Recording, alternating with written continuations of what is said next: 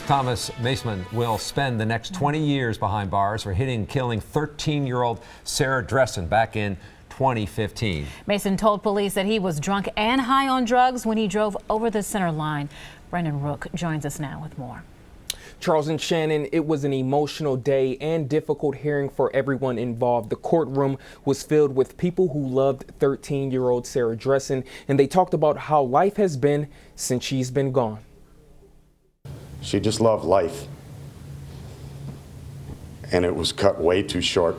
In front of dozens today, Scott Dressen, the father of 13-year-old Sarah Dressen, talked about the pain he's had to deal with after losing his daughter almost 2 years ago. This day has been in the forefront of my mind for a long time. 35-year-old defendant Thomas Maceman was emotional as well. I'm so sorry. I should have never been behind the wheel that day. He was facing charges of homicide by negligent operation of a vehicle and homicide with a controlled substance. In August 2015, he struck and killed 13-year-old Dressen while under the influence of alcohol, marijuana, and Xanax. Oxycodone was found in his system as well. It's just not fair, and she should still be here. All these people here want to see is justice for Sarah. And justice is what they got. The judge gave Maceman the maximum sentence for each charge. 20 years behind bars, including 15 years with extended supervision. Dressen's family was pleased. There's peace in what, that it's over, that this part of this is over, and we can move on with our lives. We can learn to live without Sarah. The family plans to begin advocating for tougher laws to help prevent other families from tragedies like this. Maceman did apologize to Dressen's family. Also today, the court said Maceman cannot participate in the prison system's substance abuse program until after serving a minimum of 13 years in prison. In the newsroom, Brandon Rook, today's TMJ4. I remember that story very well. Thank you, Brandon. Well, Voce de la Frente continues to push for more involvement by Speaker Paul Ryan in the president's immigration policies. They held a rally outside his Racine office today, and that's where we find our Tom Durian. Tom? Well, Charles, Shannon, it was a quick and peaceful rally here outside the Speaker's office. They're hoping that he is going to form some sort of town hall on the immigration issue to ease the fears of a lot of people who right now are turning to attorneys. He could be the first DACA recipient to be deported under the Trump administration, and that's something that affects me very personally because I also am a DACA recipient. So my fear is Daniel the first one? Is he just the beginning? Will they go after me next?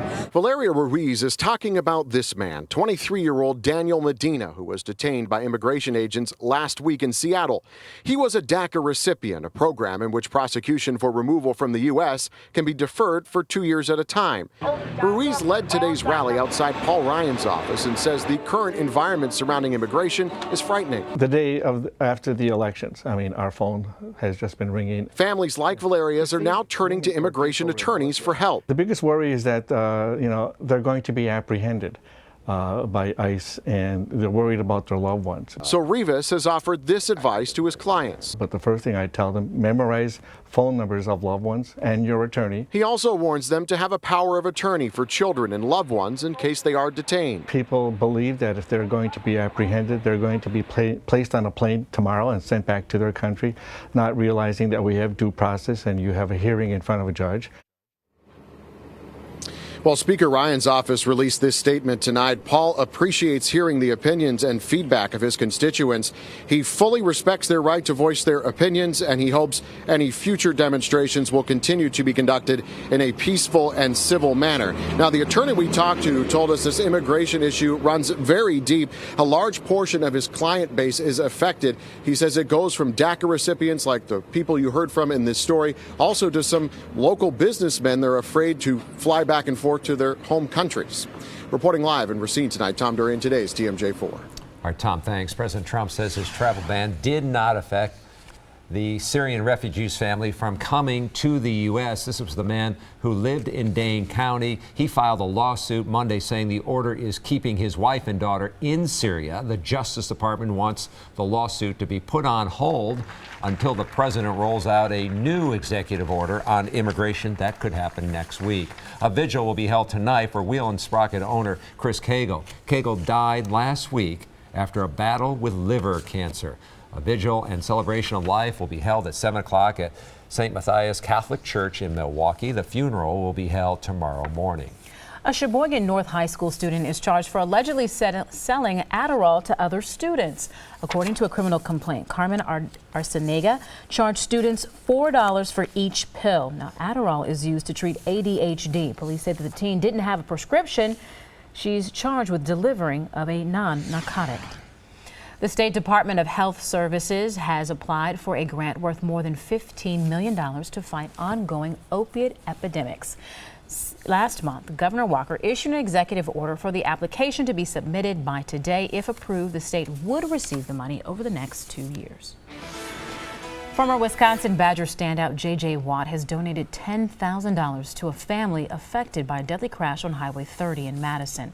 The father of two was killed in that crash, his wife now in critical condition.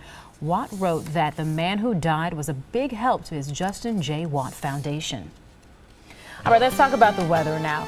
For those of us who enjoy getting outside, this is the perfect weekend to do just that. Yes, Casey Geraldo found out, though, it's also shaking up a lot of plans for the weekend at Milwaukee County Parks. Casey. That's right, Charles and Shannon. If you guys have not had a chance to get out here to Slice of Ice at Red Arrow Park, tonight is your night because it's closed after today due to the weather. But if you're still looking to get out and enjoy the weather and maybe have a beer while you're doing it, you can head over to Whitnall Park this weekend. That's how the county plans to make up $5,000 to $7,000 they'll lose by closing Slice of Ice. They've teamed up with Sprecher to take advantage of this beautiful mid-50s weekend and open the beer garden there at Whitnall Park. They say the ice rink closing and the beer garden aren't connected, but the beer garden will hopefully make sure they don't lose money. I could probably start off by saying it's that time of year again, the time when you can go on a warm summer day in your parks, enjoy golf and beer. Lincoln Park and Grant Park golf courses are also open this weekend, and the county expects that they'll bring in an extra $10,000 to $15,000 with those courses being open, and they say that's just bonus money for the county. Live in downtown Milwaukee, Casey Geraldo, today's TMJ4. Yeah, I imagine the links will be crowded. Yes, definitely. Nice. Well, still ahead on Live at 6, we fact check a claim made by some state Democrats over a tax break. Yeah, does it really benefit the rich like they say it does? And we had a record today. Today's high 64 degrees, crushed the record of 57. Some weekend sunshine is going to be pushing in for the next couple of days, and that warm air that we hit today will be around all the way through early next week. We're still at 57 degrees right now. In Milwaukee, winds are out of the south-southwest, warm direction at 9 miles per hour. Can't find any clouds in the sky. We have cleared out. It's going to be a very pleasant evening for your fish fry or your activities. 54 degrees at 8 o'clock, dropping to only 50 degrees at 10 o'clock under clear skies. I'll be back with that weekend forecast, which is looking warm, coming up in just a few minutes.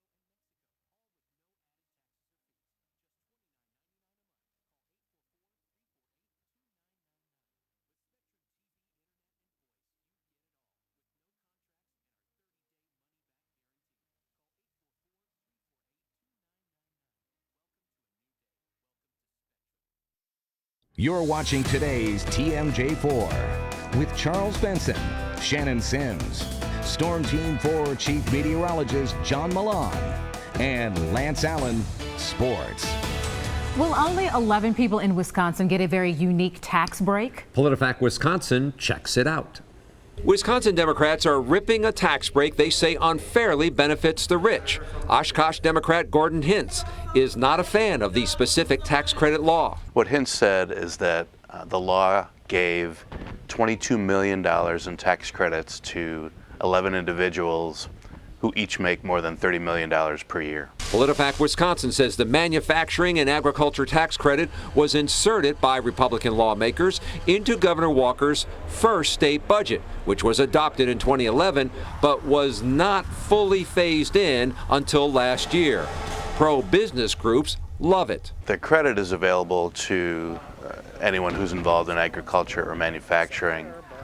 What Representative Hintz was focusing on is, in his view, the tax credits by and large benefit people with very high incomes. PolitiFact Wisconsin found the tax help for manufacturing and agricultural were campaign promises Governor Walker made and kept.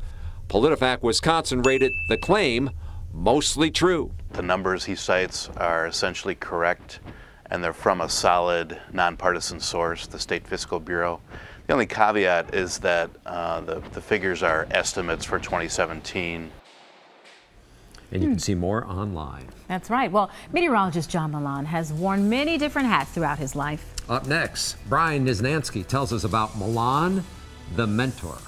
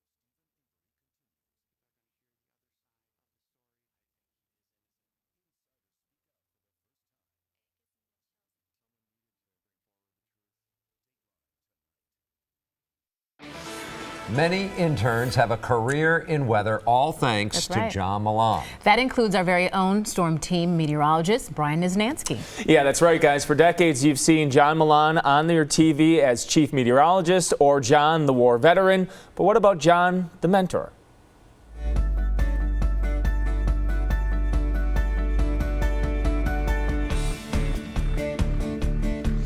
For many meteorology students, core college coursework does not touch on the broadcast business, but solely the atmospheric science. This leads to an education gap for aspiring meteorologists looking to venture into TV, and this is where John steps in. You can learn as much math and science in school, but until you actually go behind the green screen and start practicing it, totally different, and you learn so much that you wouldn't learn by just completing your studies. Meet Mackenzie Nuthels, Milan's final intern, a top atmospheric science student at UWM, set to graduate this spring after only 3 years. But even the smartest of students like Mackenzie lack the training to break into the broadcast business. Without that experience, I wouldn't be anywhere where I am today, and I don't even think I'd be in a job position. Like Mackenzie, just a little less book smart, Milan gave me a chance over a decade ago, grooming a path of success for even this wild-haired college kid aspiring to be just like him. I make up just one small part of a vast intern network that has grown over the years, and thanks is pouring in from former interns currently working in the field throughout the Midwest and extending as far as the Weather Channel in Atlanta. Congratulations on your well-deserved retirement. Wish you all the best in retirement. Congratulations. Thank you so much for everything you've done for me. Every one of us received the same tricks of the trade, but it was up to us to follow the important weathercaster coaching guidelines, and the list goes as follows. Number 1, tell a story. Number 2, be enthusiastic. Number 3, pause to let main points sink in. Number 4, repeat key information. Number 5, be brief. Number 6, be clear. Number 7, avoid highly technical jargon. Number 8, be groomed. And number 9, incorporate your smile.